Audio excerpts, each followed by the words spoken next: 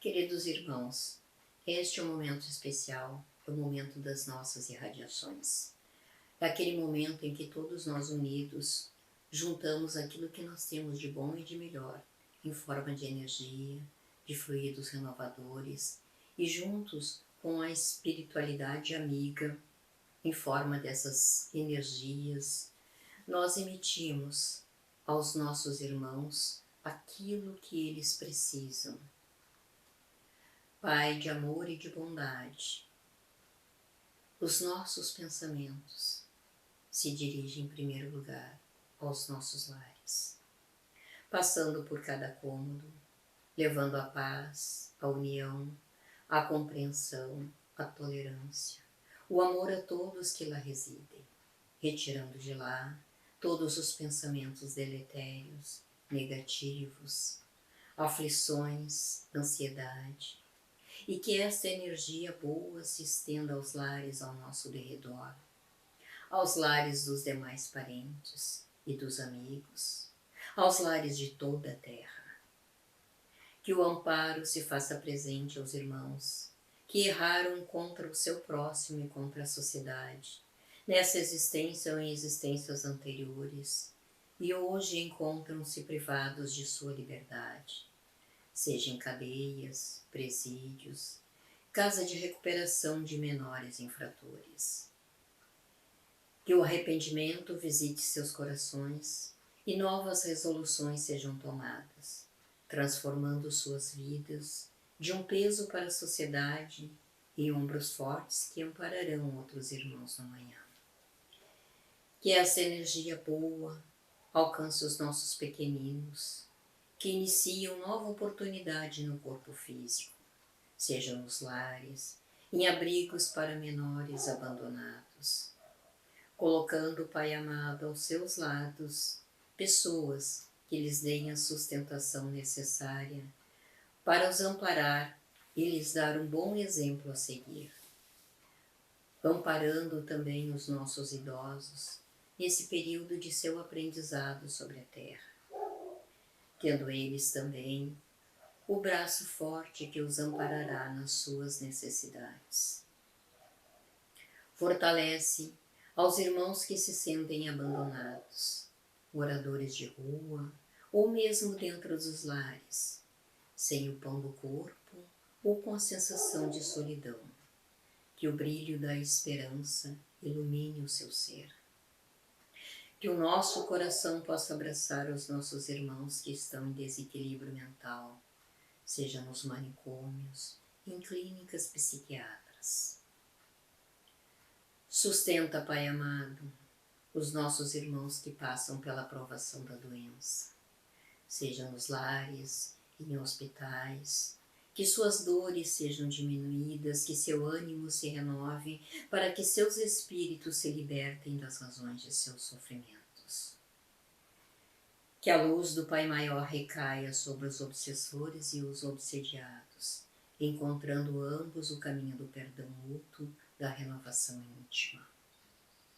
Aos nossos irmãos que não conseguiram enfrentar as dificuldades da vida física e optaram pela porta do suicídio, ampara o Senhor da vida, para que depois de saldarem sua dívida, mais fortalecidos, sejam abençoados com nova oportunidade na carne, e aí sim saibam valorizar a vida. Dai força, coragem e ânimo aos irmãos que não estão conseguindo o seu ganha-pão para se sustentarem e sustentarem sua família. Que a aflição seja minorada e que a beneficência, a caridade ilumine o coração dos irmãos que têm condições de prestar o auxílio necessário neste momento, estendendo a mão em forma de pão. Amparai os irmãos que detêm o poder em suas mãos, sejam governantes, empresários, para lutarem pelos mais vulneráveis, diminuindo a dor que a miséria e o descaso trazem ao irmão necessitado. Pedimos a magnetização das águas nas casas, nos prédios, sendo ali colocado a medicação para os nossos corpos e nossas mentes. Pai de amor e de bondade, neste momento único pelo qual o planeta Terra está passando, pedimos, Senhor, que tenhamos sabedoria para aprender as lições que se fazem necessárias a cada um de nós. Que nosso orgulho e nosso egoísmo cedam lugar à humildade e à caridade em nossos corações. Que nosso amor possa envolver aos irmãos que estão desencarnando em tão grande quantidade, para que retorne à verdadeira vida, em paz e tranquilidade, consolando igualmente os seus parentes e parentes daqueles que passam pela doença, a fim de terem a devida compreensão que os aliviará neste momento de sofrimento. Agradecemos, do fundo de nossas almas, Pai amado, pela oportunidade que se faz presente neste momento de fazermos a nossa parte nessa caravana de luz. Que assim seja. Boa noite, queridos irmãos. Sejam todos muito bem-vindos ao trabalho de exposição doutrinária da Casa Espírita Fraternidade. Gostaríamos de agradecer a presença de todos e a oportunidade de trabalho. Então, na noite de hoje, vamos trabalhar o tema O que é o Reino de Deus? O tema será trabalhado a partir da parábola da espiga, que está contida no Novo Testamento, no Evangelho de Marcos, capítulo 4, versículos 26 a 29. As reflexões trazidas nessa noite foram extraídas do livro Parábolas Terapêuticas, volume 2, de Alírio Cerqueira Filho, nas páginas 100 a 106. Além dessa obra, consultamos também, para buscar as reflexões da noite, a Bíblia de Jerusalém, no Evangelho de Marcos, capítulo 4, o Livro dos Espíritos, de Allan Kardec, questões 115, 614, 615 e 621, e também o Livro da Esperança, de Psicografia de Chico Xavier, pelo Espírito Emmanuel, no capítulo 59. Então, nessa noite, vamos buscar refletir sobre as seguintes perguntas. O que é o Reino de Deus? Qual o significado do Reino de Deus e dos elementos que aparecem na parábola da espiga? E qual o caminho indicado para nos aproximarmos do Reino de Deus de acordo com essa parábola? Então, naquele dia, começou de novo Jesus a ensinar junto ao mar, e foi até ele uma multidão. Jesus então subiu em um barco e passou a contar a parábola do semeador. Quando ficou sozinho, após a retirada da multidão, ficou apenas com seus 12 apóstolos, o mestre passou a dar ensinamentos, explicando a parábola do semeador, e logo em seguida trazendo a parábola da espiga. Então, na parábola da espiga, nos conta Jesus que o reino de Deus é como um homem que joga semente na terra. Quer ele esteja acordado, quer esteja dormindo, ela brota e cresce, sem ele saber como isso acontece. É a própria terra que dá seu fruto. Primeiro aparece a planta, depois a espiga, mais tarde os grãos que enchem a espiga. Quando as espigas ficam maduras, o homem começa a cortá-las com a foice, pois chegou o tempo da colheita. Essa citação está em Marcos, capítulo 4, versículos 26 a 29. Então, no livro Parábolas Terapêuticas, Alírio Cerqueira Filho nos convida a refletir sobre essa parábola da espiga sob o ponto de vista do processo evolutivo do espírito, que foi criado por Deus, simples e ignorante, destinado à perfeição relativa, que é o resultado da caminhada feita pelo ser imortal ao longo das reencarnações sucessivas. Então, nessa parábola, Jesus nos fala acerca da lei, da atuação da lei divina nos seres individuais e coletivos, né? Que, segundo o livro, a questão 614 do Livro dos Espíritos, representam a única e verdadeira lei para a felicidade do homem. Então, a lei divina é essa única e verdadeira lei que vai nos levar, de fato, à felicidade. Então, durante a caminhada evolutiva, nós desenvolvemos virtudes que nos elevam em moralidade e nos aproximam de Deus. Então, vamos passar nesse momento a entender melhor o que significam os elementos trazidos nessa parábola por Jesus, a partir das reflexões trazidas por Alírio Cerqueira Filho. Então, a primeira frase da parábola diz que o reino de Deus é como um homem que joga semente na terra.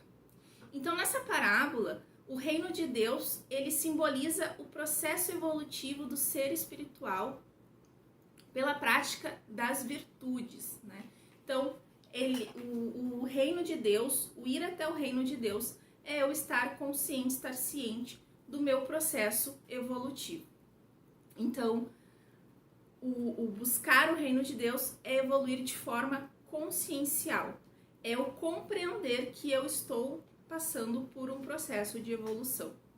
Então, pelo aprendizado que nós temos ao longo de todas as vidas sucessivas, através da reencarnação, nós vamos desenvolvendo virtudes que nos aproximam do Pai. Então, nenhum filho de Deus vai estar de forma alguma órfão dessa escalada em direção ao seu reino, né? Dessa escalada evolutiva. Então, o homem que joga a semente na terra, representado nessa parábola, ele representa cada espírito criado por Deus, encarnado ou desencarnado, né? Então, o homem que joga a semente na terra é o próprio Filho de Deus. Somos nós, criados pelo Pai. Então, a semente, ela representa a lei divina, que, segundo o Livro dos Espíritos nos traz, está na consciência do ser criado por Deus. Então, a semente, ela representa a lei divina que está escrita na consciência dos seres criados por Deus. Então, a evolução dessa semente, ela acontece pela ação divina, né? Pela ação das leis divinas, que vai fazer com que ela se desenvolva. Estando ela ciente, consciente desse desenvolvimento ou não, essa semente que foi jogada pelo homem, ela vai se desenvolver, estando ele consciente disso ou não. E a terra, na qual o homem joga a semente, ela representa a nós mesmos, os seres em evolução, nos quais foi plantada essa semente divina que irá germinar.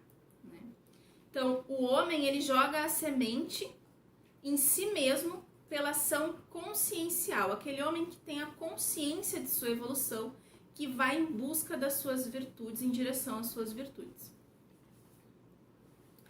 Então, segundo Alírio Cerqueira Filho, a evolução acontece a partir dessa semente divina, que, independente da nossa vontade, cumprirá o seu mistério, porque foi criada para se desenvolver e não para permanecer estéril. Então, aqui ele traz a simbologia daquela semente que é jogada no campo e que não tem nenhuma ação consciencial do seu crescimento. Ela se desenvolve pela ação da chuva, pela ação do sol, e ela vai crescer, aquele terreno que é fértil, ele vai desenvolver ali aquela semente. Então, considerando-se, né, que o objetivo da reencarnação, segundo a questão 132 do Livro dos Espíritos, é fazer-nos chegar à perfeição moral, é por meio dela que vamos nos aproximar do reino de Deus. Então, é através da reencarnação, do processo de nascer inúmeras vezes no corpo físico, que eu vou caminhar, galgar as minhas virtudes, desenvolver as minhas sementes que estão plantadas na minha consciência. Então, as leis divinas, elas vão atuar no meu processo evolutivo, no processo evolutivo de todos nós, através desse aprendizado sucessivo pelas inúmeras reencarnações que o espírito imortal tem a oportunidade de passar pela bondade de Deus. Então, nós estamos encarnados para fazer com que a semente divina brote, cresça, frutifique. Portanto, é a semente lançada em nosso próprio ser espiritual que traz na própria consciência as sementes das leis divinas e das virtudes a serem desenvolvidas. Essa também foi uma citação do livro Parábolas Terapêuticas de Alírio Cerqueira Filho. Portanto, fazer brotar a semente das virtudes é relembrar as leis divinas que estão em nossa consciência, mas que são desprezadas pela nossa imperfeição moral, que corresponde ao nosso patamar evolutivo.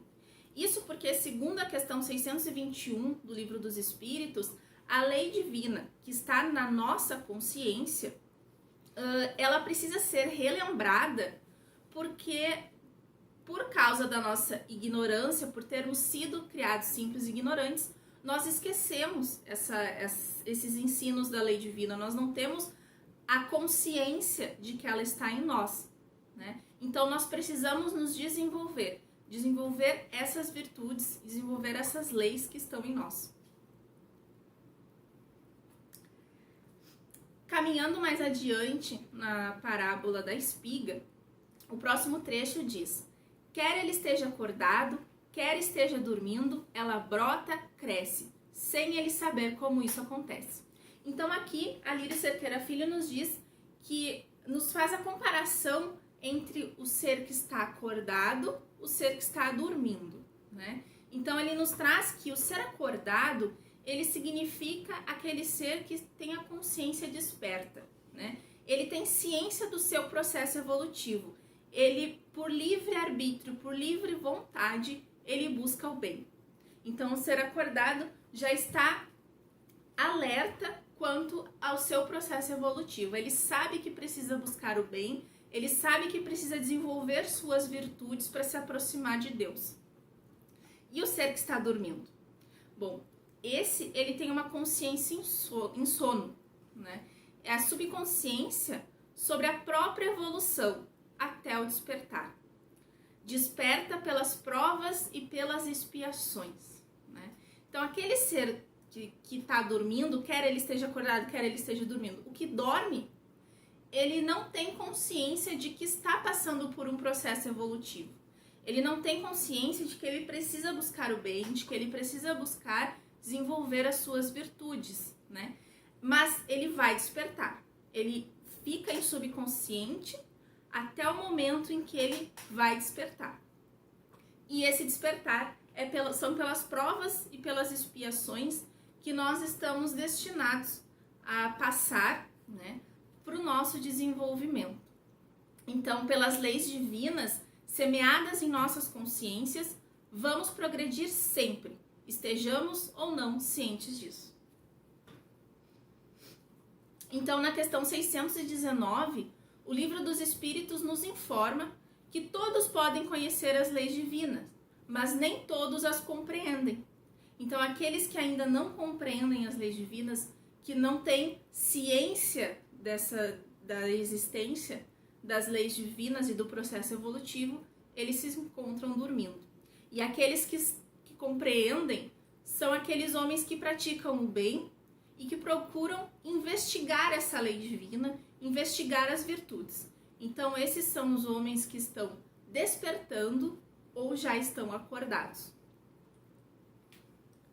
Então, ainda segundo Alírio Cerqueira Filho, quer estejamos conscientes da nossa destinação angelical, quer não, as experiências sucessivas vão emoldurando as nossas escolhas e nos despertando por meio das provas e das expiações, o que existe de mais puro dentro de nós, que é a consciência do eu, como Jesus ensina, o reino dos céus.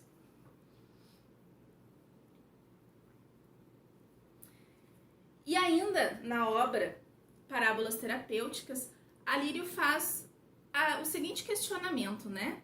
Por que o espírito, considerando que existe o processo evolutivo e ele vai acontecer, estejamos cientes ou não, por que precisamos estar cientes? Por que buscar a evolução, desenvolver virtudes, precisa ter a livre escolha e a força da vontade?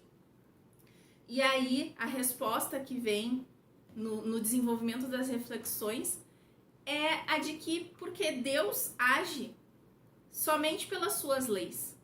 E a liberdade, o livre-arbítrio, a vontade, fazem parte das leis divinas. Então nós precisamos evoluir, buscar a evolução pela nossa própria vontade, pelo nosso próprio esforço.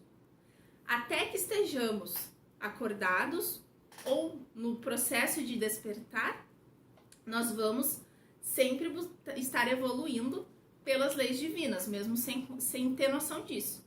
Mas necessário é que a gente acorde para que a gente possa buscar pela nossa vontade, pelo nosso próprio mérito, o desenvolver de virtudes e a compreensão das leis divinas. Caminhando ainda um pouquinho mais pela nossa parábola, o próximo trecho diz o seguinte: é a própria terra que dá seu fruto. Primeiro aparece a planta, depois a espiga e mais tarde os grãos que enchem a espiga. E aqui ele traz 3 elementos muito importantes na parábola, que é a planta, a espiga e o grão. Então, nas reflexões da obra, nós podemos compreender que a planta, ela significa o primeiro estágio da evolução, que é a consciência em sono. Então, nesse período da planta, a evolução acontece de forma passiva. Não há compreensão do significado da reencarnação.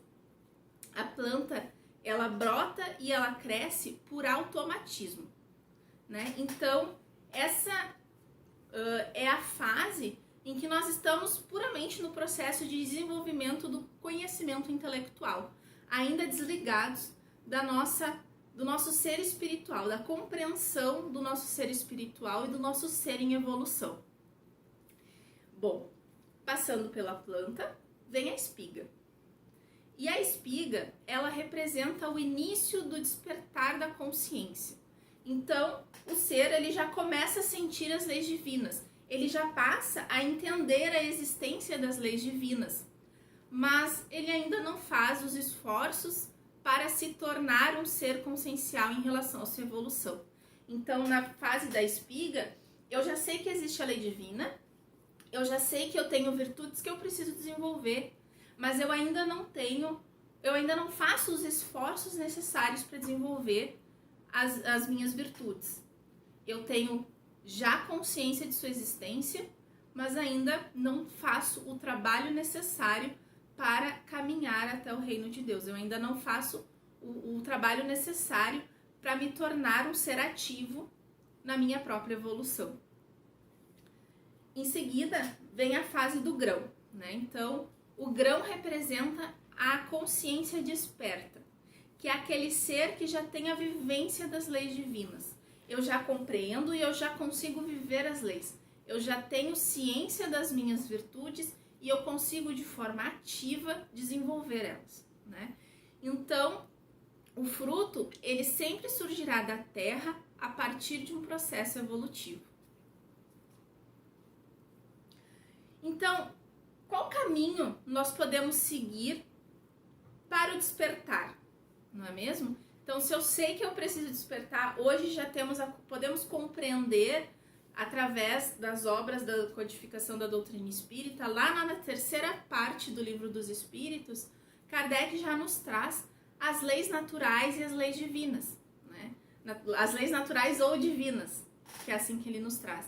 Então, a gente já tem, pelo conhecimento intelectual, a capacidade de compreender que existem essas leis.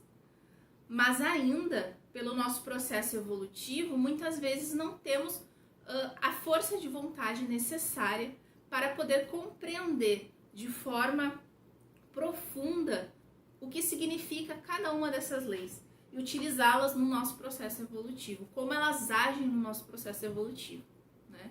Então, qual caminho podemos seguir para o despertar, para poder atuar de forma positiva no desenvolvimento das nossas virtudes e da nossa evolução?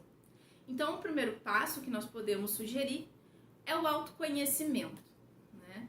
Um tema tão falado na nossa doutrina espírita, ele nos traz a partir do autoconhecimento sincero dos meus sentimentos, de como eu procedo em determinadas situações, que eu vou poder de fato compreender quais são as virtudes que eu preciso desenvolver, de que forma eu vou poder utilizar as leis divinas, de que forma eu vou poder compreender como elas agem em mim. Então, o autoconhecimento é uma ferramenta fundamental para que eu possa me desenvolver enquanto ser espiritual, enquanto ser imortal.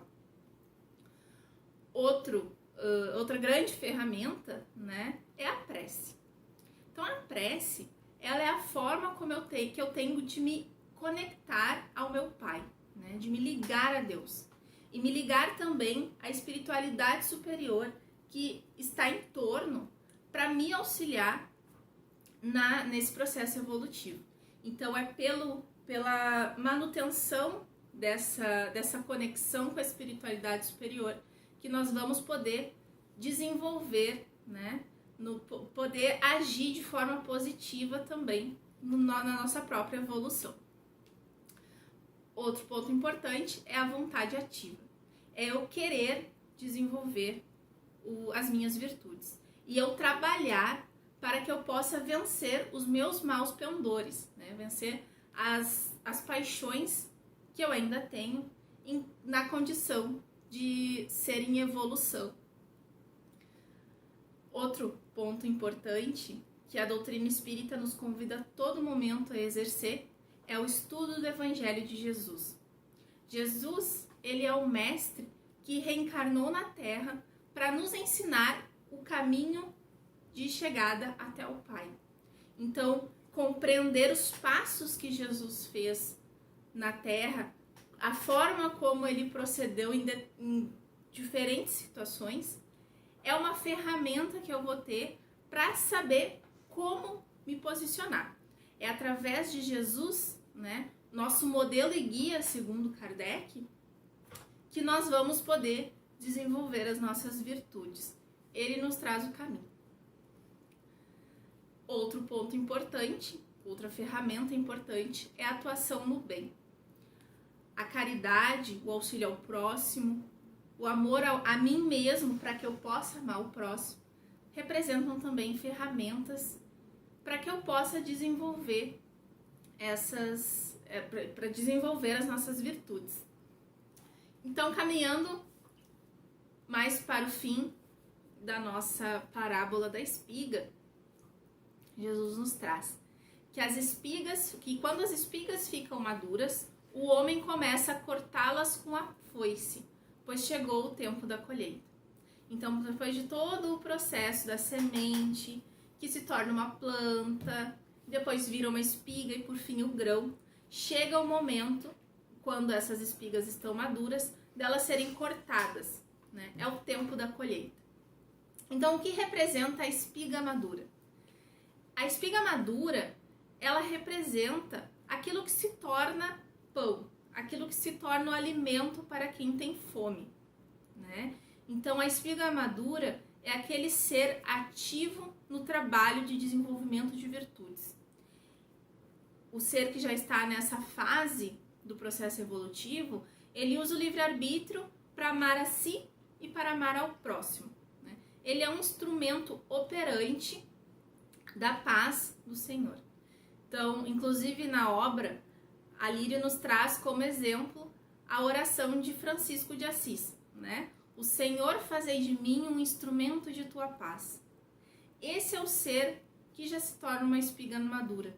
Ele é capaz de saciar a fome, ele é capaz de saciar a dor do seu irmão, né? E essa espiga, ela é ceifada quando esse ser aprende a vivência do amor. E quando nós aprendemos a vivência do amor, nós passamos a doar-nos, a doar aquele que necessita. Aí sim eu vou poder alimentar, né? Um exemplo de um ser que representa a espiga ceifada é o nosso próprio Mestre Jesus. O Mestre, ele reencarnou na Terra com a missão de nos levar, né, de nos fazer compreender a Deus, compreender qual é o caminho a ser realizado. Então, esse é o nosso principal, nosso maior exemplo da espiga que foi ceifada.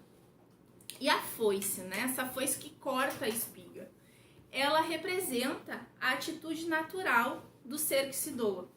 Então, aquele ser que já chegou no processo, na sua caminhada evolutiva, a fase da espiga madura, ele mesmo vai ter a atitude de ceifar essa espiga para poder alimentar o seu irmão, pois essa é a vivência do amor, é a vivência da caridade.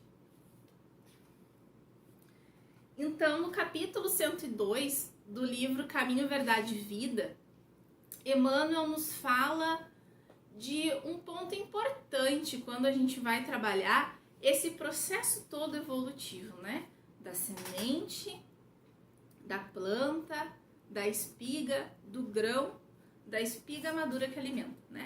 É uma caminhada que precisa ser feita.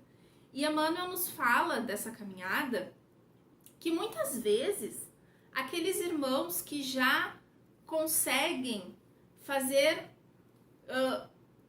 um pouco do bem que se pode, amar um pouco do amor que se pode, né? Auxiliar o seu irmão um pouco, aquele irmão que já fez dentro desse processo evolutivo, já começou a sua caminhada, já começou o despertar. Muitas vezes ele é cobrado pelos olhos do mundo com um julgamento das exigências de sublimidade. Então, se eu já consigo auxiliar um pouco meu irmão, o mundo que me vê de fora vai querer, né? Vai cobrar que já seja de forma sublime esse auxílio. Então, esse ser, ele não pode mais errar, ele não pode mais cometer quedas.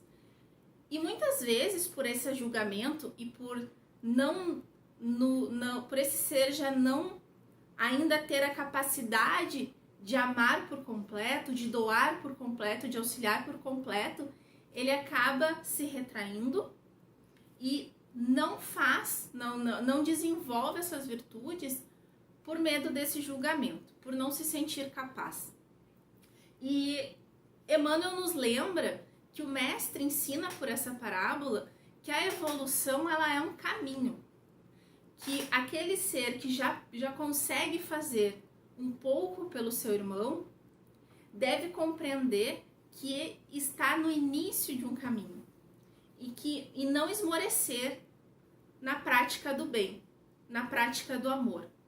Desenvolver cada passo conforme a sua capacidade já lhe permite, né? E quando esse ser cai, ele deve apenas respirar fundo e seguir em frente, tentar novamente, porque aprender e desenvolver virtudes é um processo de aprendizado.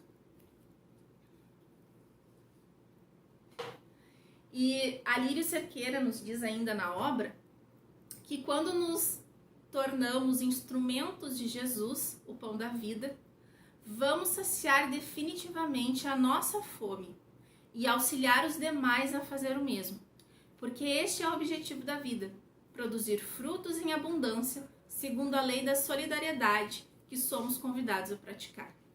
Então, todos somos destinados pelas próprias leis de Deus a caminhar na evolução até chegarmos à perfeição relativa, né? Então, ainda Emmanuel nos lembra que onde estivermos, devemos nos lembrar de que a vida é uma caminhada, é atividade, é progresso, é movimento, incessante renovação para o bem. É sempre uma caminhada que precisamos buscar perseguir, né? Buscar realizar essa caminhada no bem.